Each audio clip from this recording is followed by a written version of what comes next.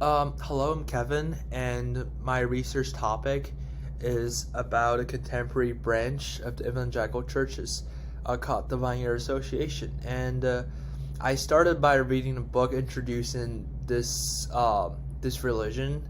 The book is called When God Talks Back by Tanya Lerman, and gives out a really thorough introduction and some other detailed explanations regarding Vineyard Association, and it really triggers me, so I decided to do a little research about it. So while reading the book, I also started to find some relating sources.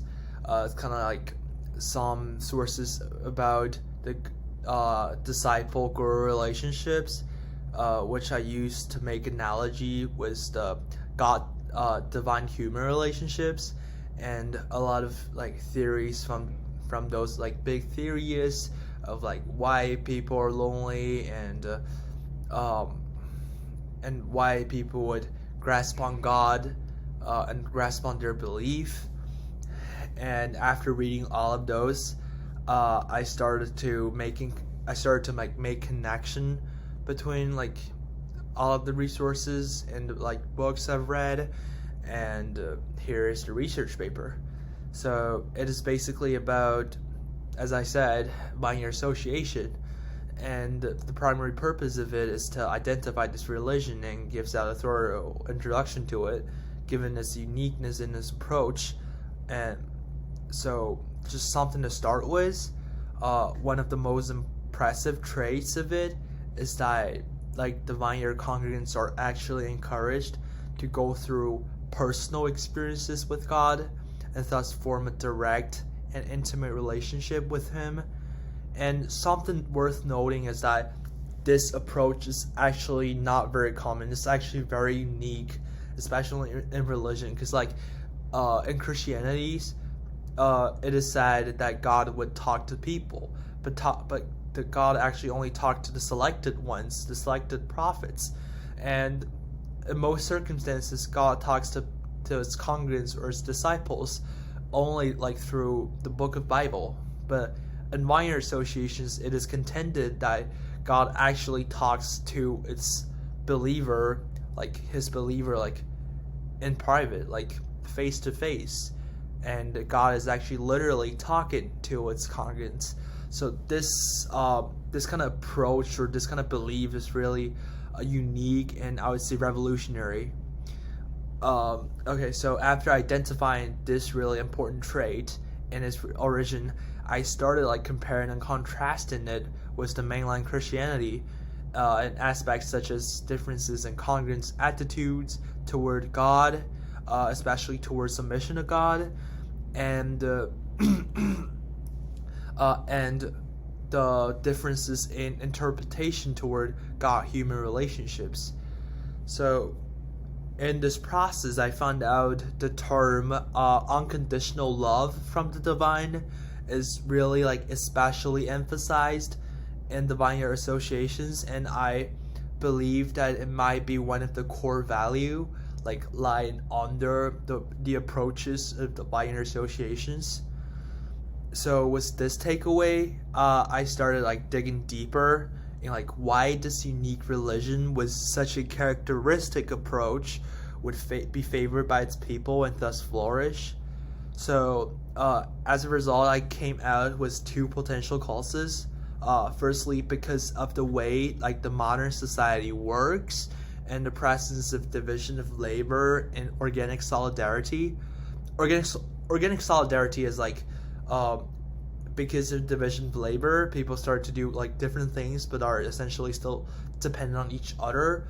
So it is still a cohesive society because people depend on each other to produce things, but people share less similarities. So the bonds between people, the connection between people, is actually less cohesive. Is actually less close. So as a result of that, people would likely to become more lonely, and thus believing in such a God and forming such a close friendship with the divine would actually alleviate their loneliness somehow.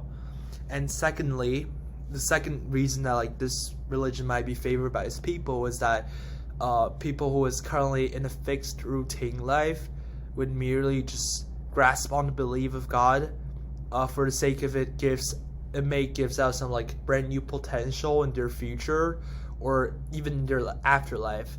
So like they don't actually care about the correctness of their belief, and they believe in God merely because that it provides them with new possibilities and new future. Yep.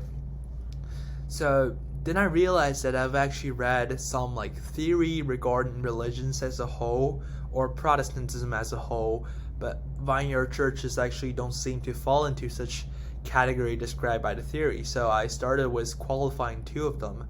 One of them being Marx's theory that religion is the opiate of the masses, and the other being Max Weber's theory that Protestantism would promote the development of capitalism.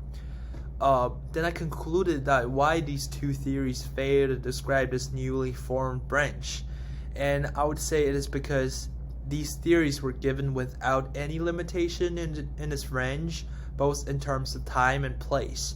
So those theories may be really prominent or really perfect or really impregnable, like when they were first like developed, but like because they were both developed like hundreds of years ago, and as the time just goes, they began to like fail to describe. They began to fail to include some of the new branches, some of the contemporary branches, because they started to become obsolete and prominent as those big theories like Marx or Weber. They wouldn't be able to predict what the world would be like hundreds of years ago. So it's hundreds of years afterward.